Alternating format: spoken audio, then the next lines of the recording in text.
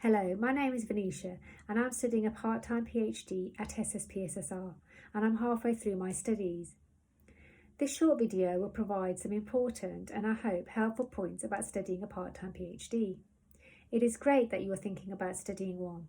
It is a unique experience and I know for some of you like me, studying it part-time may be the only way you can study one at all.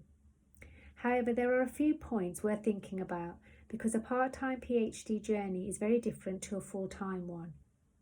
Both are academically challenging and test your resilience and support you to grow as a person and an academic thinker and writer. Rather than differences between the two paths, the points I'm going to make sit better under what I will call the uniqueness of a part-time PhD. Some suggestions of managing a part-time programme are also provided. Point 1. You need to be super organised and super motivated. The sound of a part-time PhD sounds good. For some, it may indicate less pressure. This is a serious misconception. A part-time programme means that although you are able to switch off from your research at times, something that full-time students may welcome from time to time, there is also a danger that you drift into this space too frequently and for too long. The PhD milestones such as end-of-year reviews are more spread out, and working towards these means sometimes you have months ahead of you before you reach them. Psychologically, this translates into I have loads of time. In practice, this means rather than using your time efficiently, it can be easily squandered without you realising it. In short, you need to amplify your skills in time management and organisation. Researching a PhD involves juggling lots of different balls, and where you are not absorbed in it each and every day, as a full-time student will be, it means some of those balls can and will drop. This delays progress. Suggestion: invest in some kind of project management tool which forces you to spell out how precisely you are going to integrate your PhD into your life and stick to it. Which days of the week and months are going to be invested in X, Y or Z. See the programme as a project and yourself as the project manager. Point 2. Carve out hours and days which are PhD protected periods. Signing up to a part-time PhD implies that there are other activities in your life which you need to or wish to engage in for some part of your week. Often this is paid employment. The nature of this employment can have a damaging impact upon your PhD if your working hours exceed the part-time working pattern and begin impinging upon the hours you had allotted to your PhD. You may also have caring responsibilities and/or voluntary roles which take up much of your personal time. And so a part-time option was attractive to you. It is not that it is impossible to undertake one alongside paid work or other responsibilities, but it is a case of protecting your PhD hours and days on a weekly basis. The PhD can easily become submerged into these other roles which you still have to fulfill. Life does not stop just because you have signed up to a PhD which is part-time. Suggestion: take proactive steps to ensure that you have sufficient clear days in the week which are PhD only times. Do this as much as is practical and possible. Point 3.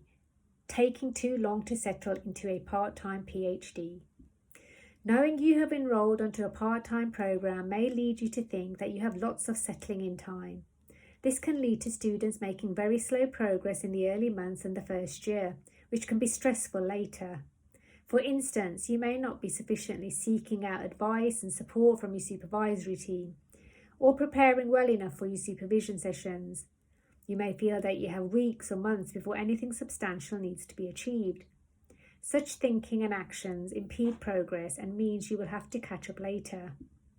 Suggestion: try to prepare yourself as much as you can for a PhD in terms of what it actually entails.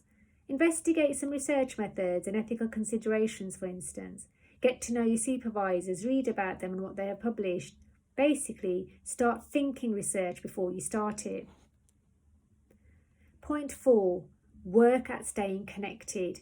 Despite the university support and training offered to part-time students, Being part-time means you may feel less connected with other research students and the university. You may be physically away from the university, which can deepen a sense of isolation, and you need to be prepared to feel somewhat lonely. Even our usual circle of family and friends will never really know what it feels like. As you shift from PhD to work to family life and anything else, you have to work quite hard to stay connected with your research, your supervisors and the university. The onus to do this rests on you, and such connections keep your research topic alive and help keep you motivated. Suggestion: develop a research environment for yourself. However you choose to do this. This may involve using online mediums, social media to connect with fellow research students at Kent and beyond, diarising regular catch-ups with your supervisors, and seeking out some of the postgraduate training on offer. Point 5. Be prepared for the experience to challenge your physical and mental health. Any PhD, part-time or full-time, will test one's resilience and strength, and hopefully you have chosen a topic which will carry you through the years of study, which can be up to 5 or 6 years for a part-time programme. Sustaining your well-being for this length of period is something which needs to be seriously considered. As a research student at Kent, you will be supported by relevant staff and teams, but there are some aspects which we as part-time students have to manage and respond to individually. It is our research, and only we will ever have full insight into it, so there is an important element of needing to be in control of it and avoiding the drift which can easily happen with a part-time setup. Suggestion: think carefully about your own capacity for managing stress and introduce measures to support you in this journey. Build up your resilience in whichever way suits you and identify people, services and tools which can help.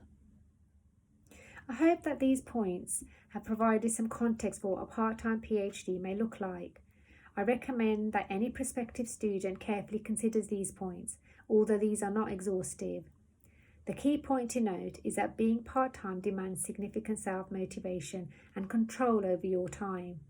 Time really is precious, and do not think part-time means you have more of it. The intention of the video is to help you prepare for the journey, which remains an academically satisfying one, and one I hope you eventually get to enjoy. Thank you for listening, and I wish you all the best with your journey.